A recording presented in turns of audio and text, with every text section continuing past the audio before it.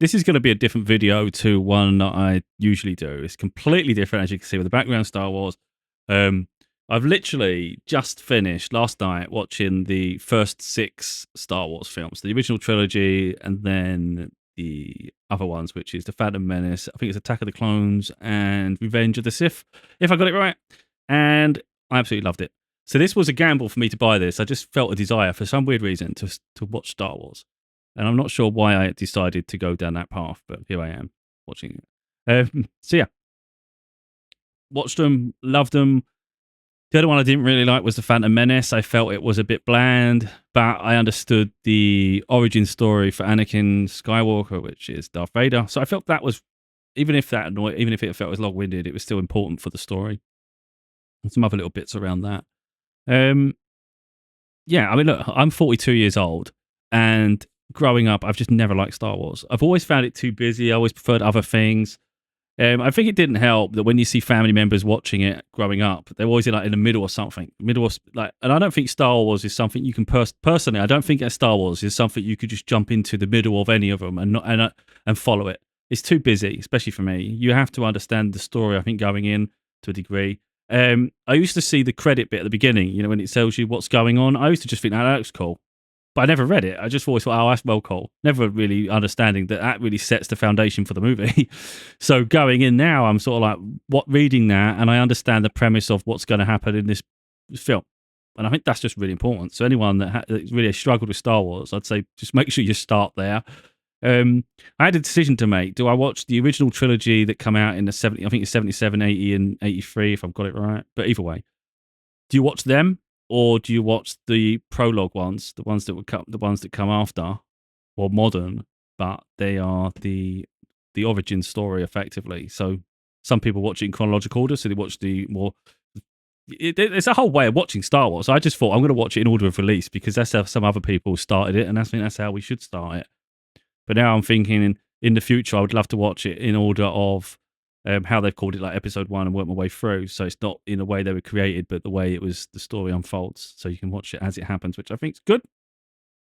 I still have 3 others to watch. We've got The Force Awakens. I don't know what all the names are. We've got Rogue One, and then we've got Rise of the Skywalker.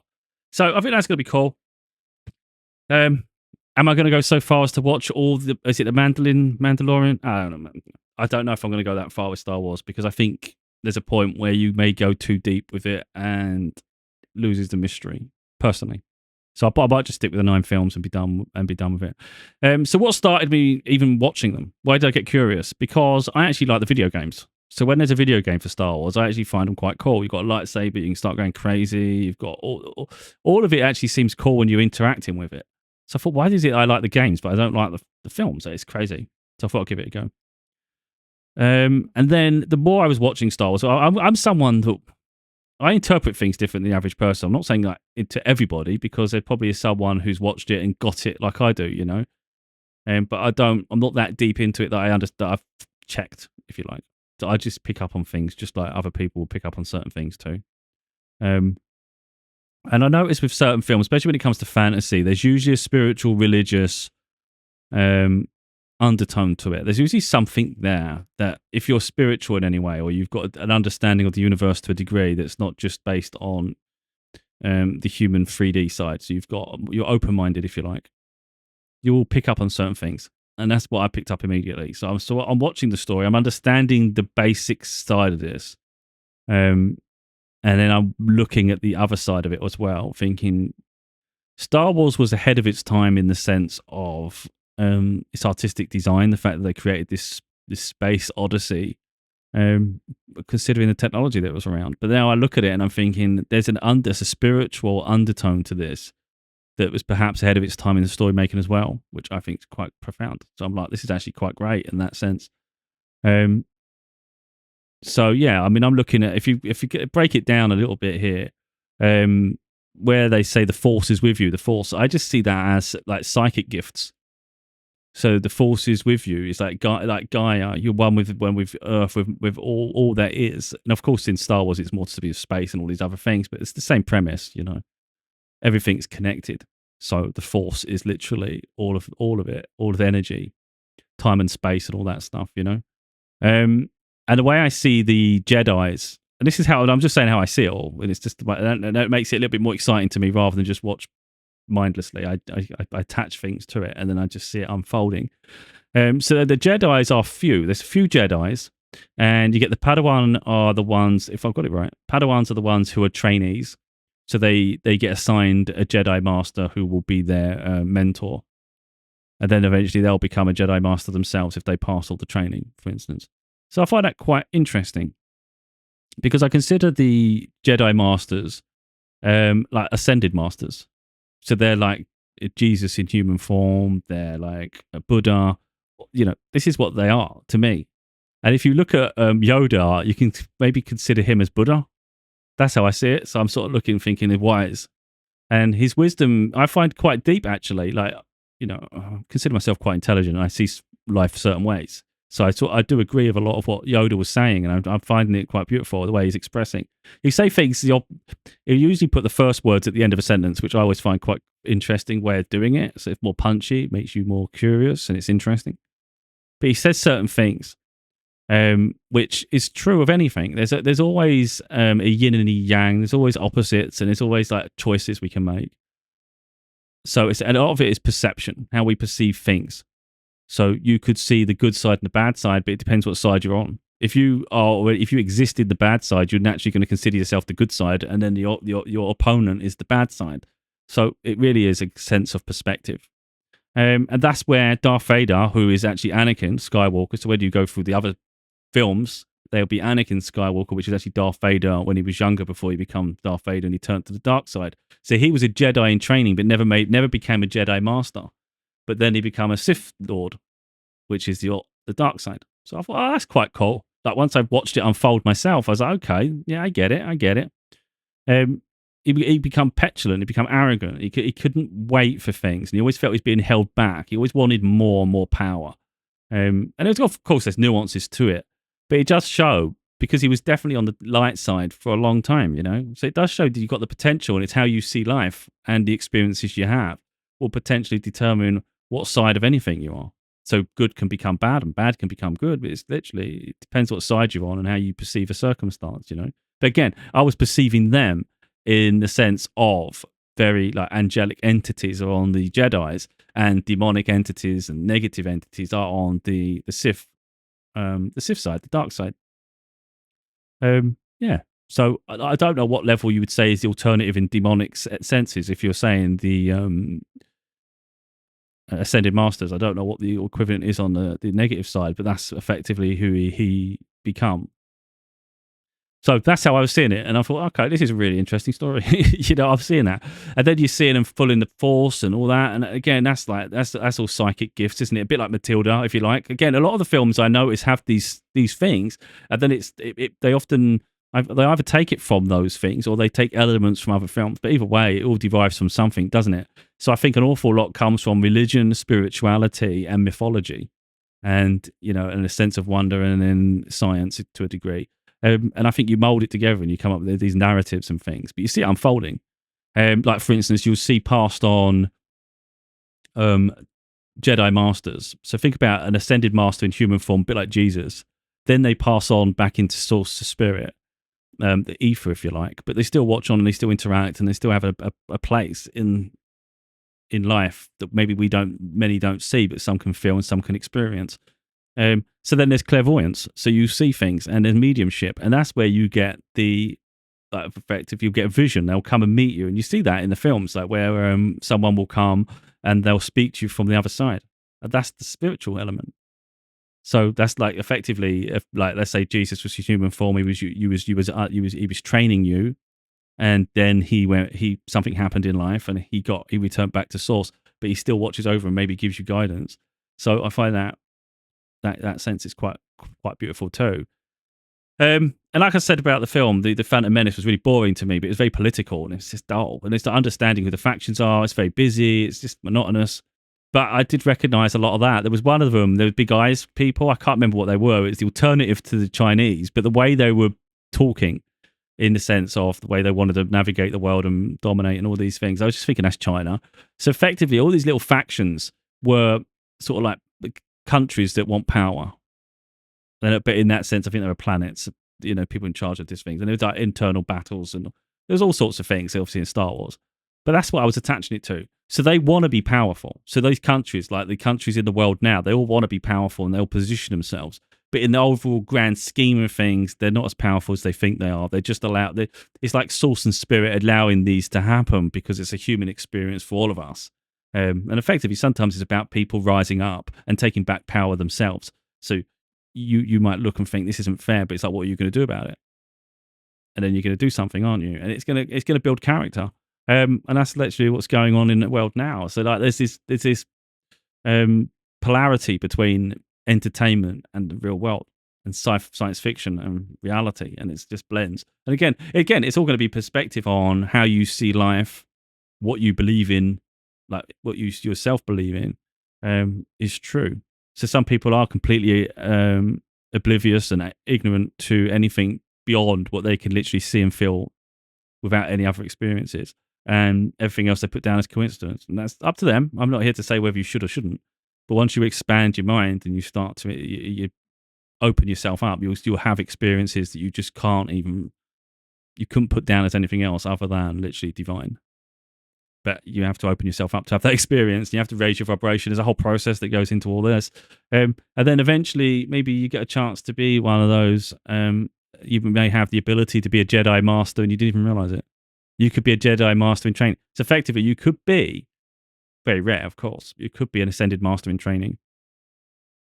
So you literally could be, I see spirit and source as like elevations. So elevations in spirit and elevations in life. So you'll have interactions, evolution here, but we'll have evolution on the other side. So maybe on the other side, you're a spirit guide and you help someone who you loved, or you've got something in common with someone and you've been assigned to guide them in life. So on the other side, you're guiding them in spirit. So you put little things in front of them. Maybe you make a moment happen and you try to guide them, encourage them. That's the intuition and all those things, and maybe give them like signs and synchronicities, little things just to pique their curiosity, to keep them motivated and keep them, And then there's other sides where you could become like guardian angels, where you actually interact and you stop things from happening. You literally are there to protect them. And then maybe ascended masters and angels, there's all these little things. And then maybe beyond that, there's a chance to potentially, which I would say is even probably rarer, an archangel, literally a defender of peace. Again, I'm going further and further here, but it's like, what potential do we have on the astral? I don't know. So what any of us are in spirit, we'll only know when we return to spirit, won't we? But some of us are more, not necessarily confident, but maybe we're more combative. Maybe we're more strong and firm in our beliefs and what we do. And it might very well be in source and spirit, we're actually quite high ranking, but who's to know?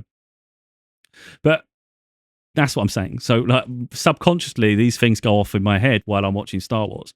I'm not like pausing the film to go, oh, that's that. I just naturally attune it to that. And I'm like, okay, I get it. Yoda's Buddha. So if we look at it from that point of view, it's quite interesting to see how deep and wise he is, and perspective, and how pure, wouldn't necessarily say innocent, but righteous. And it's like nothing can change his perspective. He's just, he understands. He's too wise to be deceived. But some people, their aggression gets in the way, their frustration, fears, illusions, all these things, and it can send you on a path to the dark side. So then you just do bad things in the world, and you feel justified in that. Because, loss, especially loss is something that really people have a hard time with. And you can look at that and say, if there was a God, then why would they allow that? You're missing the whole sort of like beauty of the circle of life and things. The fact that person's had their experiences, they've had the person who's gone, if they've had their experiences, even if it was short or long. It's like it's their journey, not yours. Your attachment to it is something you need to heal, because if you're still alive, there's a reason you're waking up every day.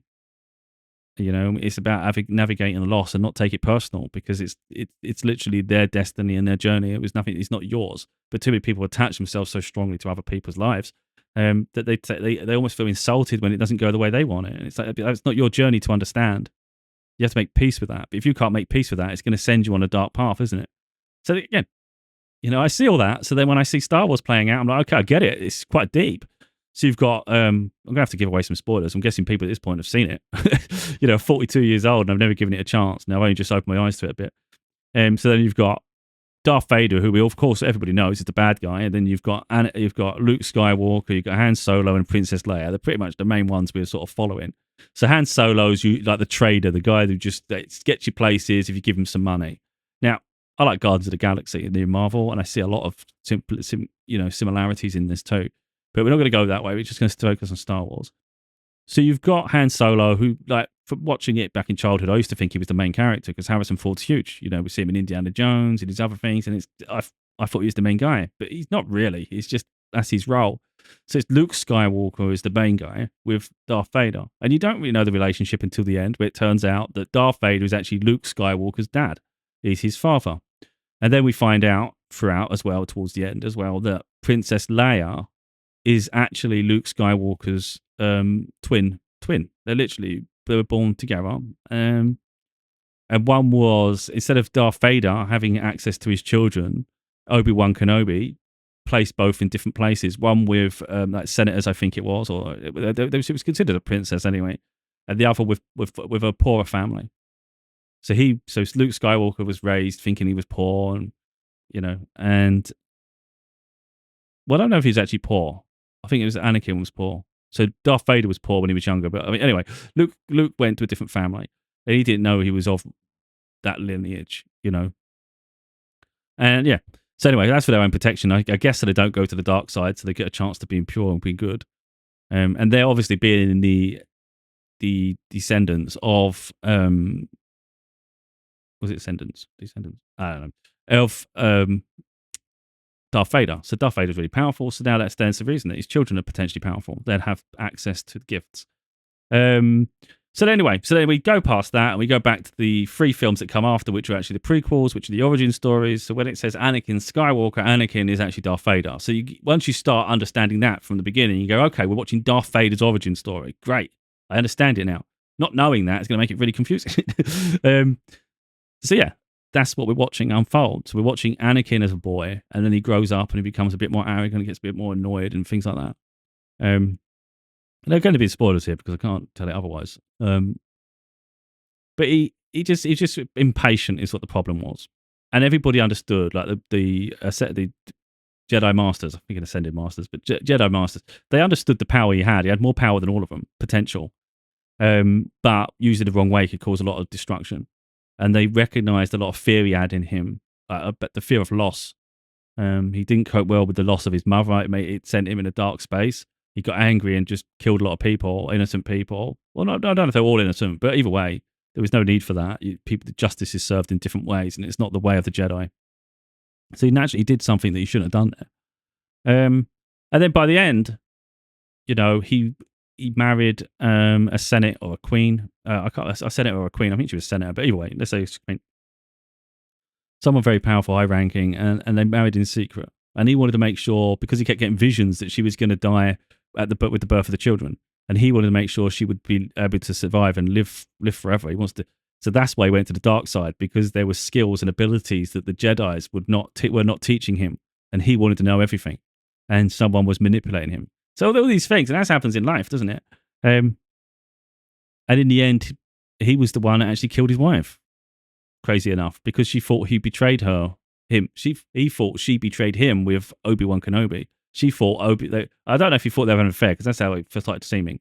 But even if not, she felt that he felt that she brought Obi-Wan Kenobi to him at the end to kill him, when Obi-Wan actually snuck on the vessel. So he didn't even know he was there. So with the Force, choked her, strangled her. She ultimately died. Before the children were born, they had to literally try and get the children out of her in a clinic.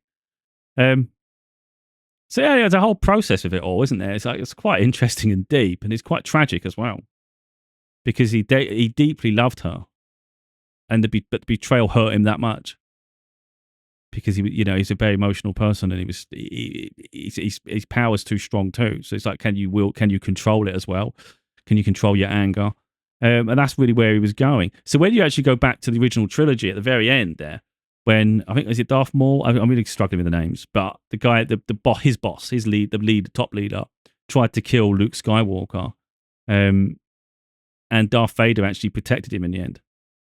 And that says a lot when it goes full circle, because he desperately loved I can't remember the name now his wife, which would stand to reason if he's trying to keep her alive and he loved her more than anything, he would have a lot of love for his children. That's his lineage. So although he's fighting against it for much of the movies, it's like at the very end he couldn't bear the thought of like them dying, so he protected them. But I thought that quite deep. That's quite beautiful in itself. And like I said, I see all the factions as like little warring countries and other factions, you know. So you get leaders of those, don't you? And then you get like civil wars and all sorts of shit. And that's really what all that is playing out in general. But when you actually watch Star Wars, when you're actually watching it, your real main focus, of course, is on the Jedi Masters and then the Sith Lords.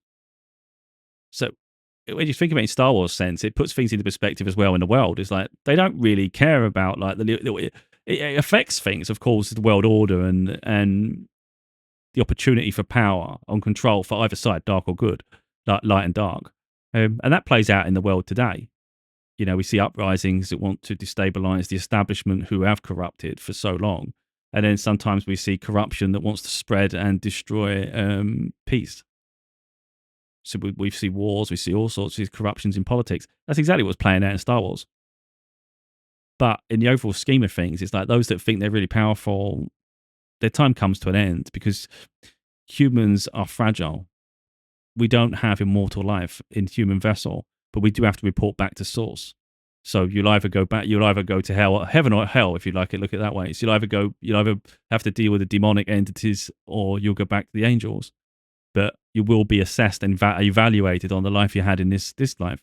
So when you choose to do bad things, it's like you are not necessarily going to get redemption at the end. You will face the consequences. And I saw something today. It's completely off topic. Yesterday, and there was this report that Trump apparently is trying to do something. He wants to stop the war with Russia and Ukraine because he's hoping it'll help him get into heaven. And I'm trying not to get. I don't want to bring politics into this in that sense, but this is quite political. The film, isn't it? When you look at the bits, and I just laughed. Someone that's done so much bad shit for his whole life, like literally, we've seen it reports, and I have no doubt it's true. Then you see him as president, got no respect for humanity or humans at all. It's all power trips.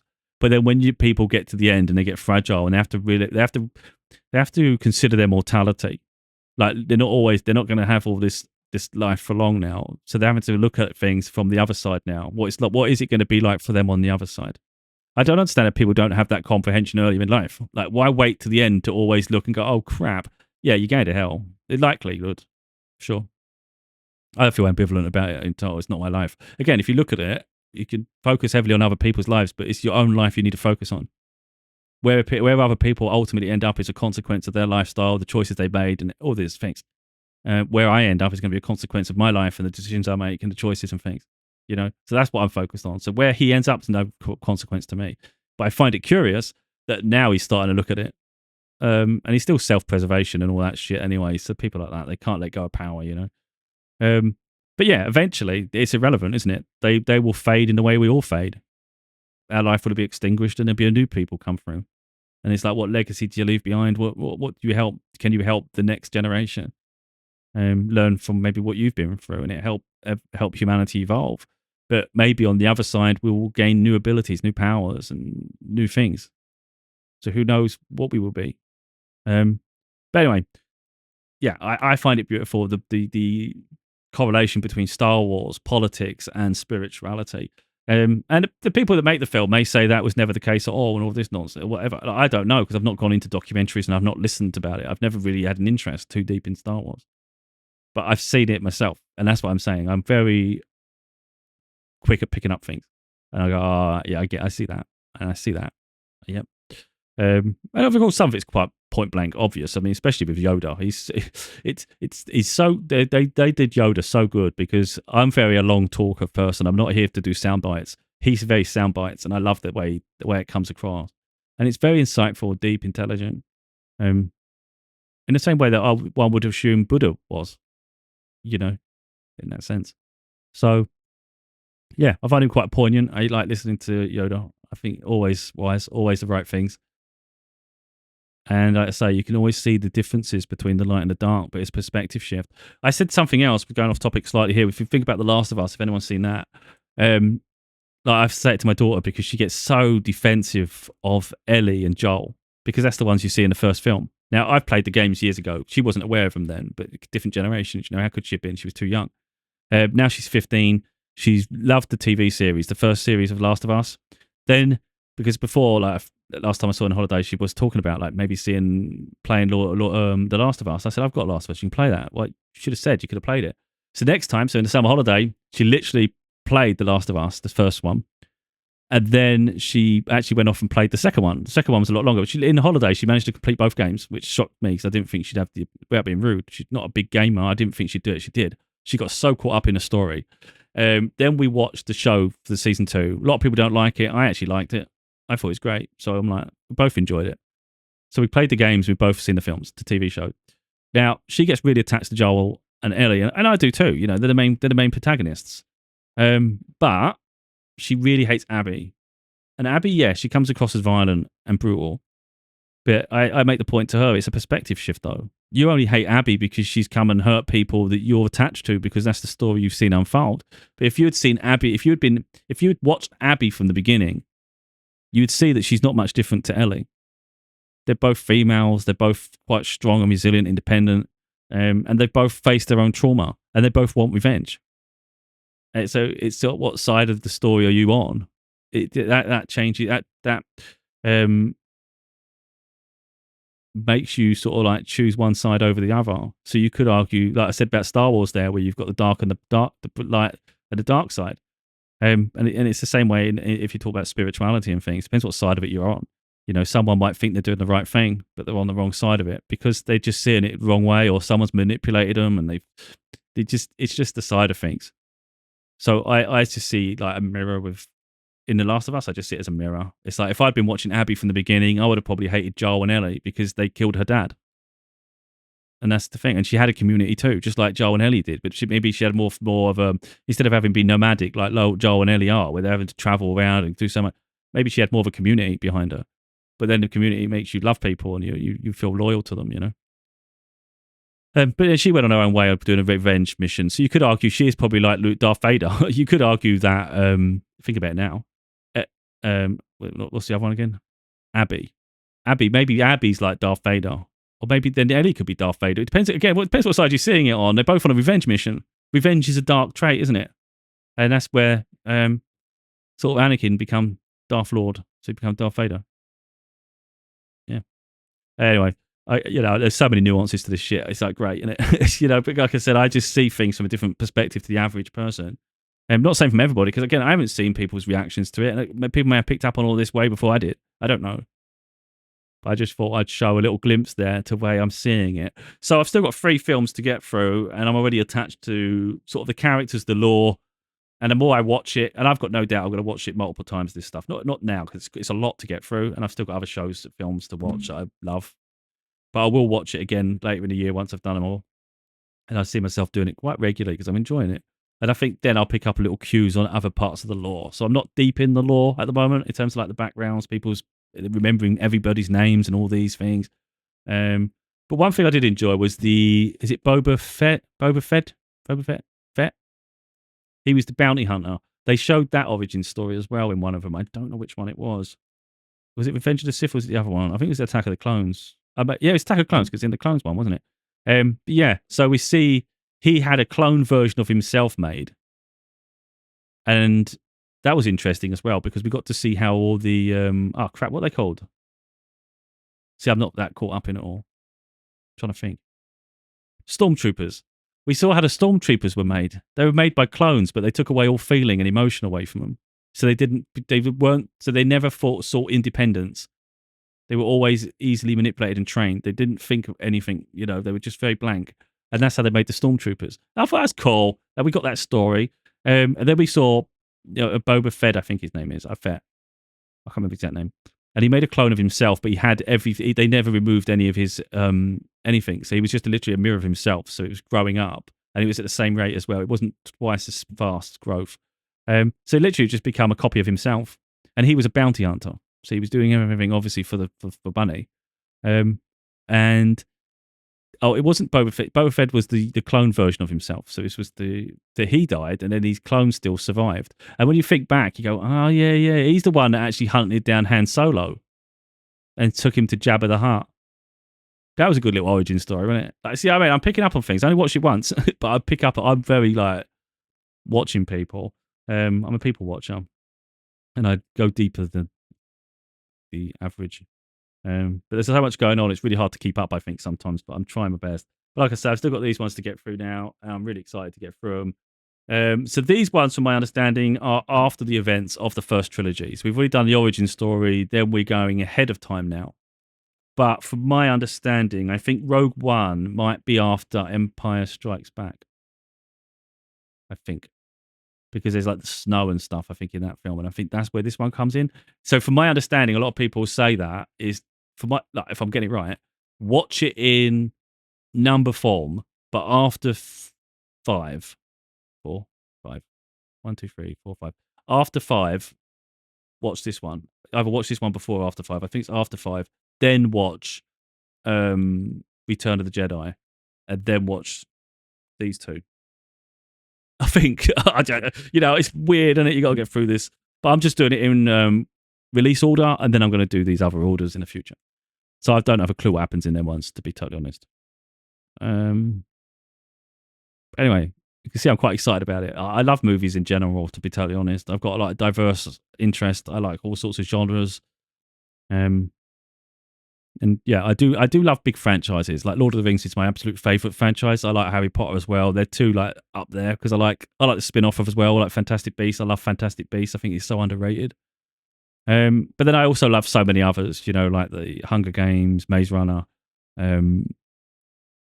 Jurassic Park, the Jurassic Worlds. It's like everything and everything. Even like some of the Marvel stuff as well. I collect them, but I don't watch them so much. But yeah, so then to have Star Wars on top of that, it's all quite cool. And then I had the little debate in my head thinking, as much as I love Lord of the Rings, where does Star Wars rank with that? And I thought it's close. It's because of the nuances and the way I'm picking up here. But then I do the same thing with Lord of the Rings. When Frodo puts the ring on, that's effectively that's a spiritual experience in a sense. It's almost like it's attached to the ring. And now he's going into the astral realm. And that in the astral realm is where you're vulnerable and spirits can actually attack you and it's easier for them to communicate and get to you. So when he goes there, he's actually quite vulnerable on the dark side. It's a bit like Star Wars, I guess. But yeah, he's vulnerable on the dark side as he puts the ring on, but it gives him more ability to be able to maneuver and things, and he might see things a bit clearer in that version of reality. Then he takes the ring off and he's back in the 3D. Pretty cool, isn't it? But all of them, see, they all have that similar experience. Yeah. Anyway. There's that. So I just thought I'd share that, really. Hopefully it's been a bit of interest to people.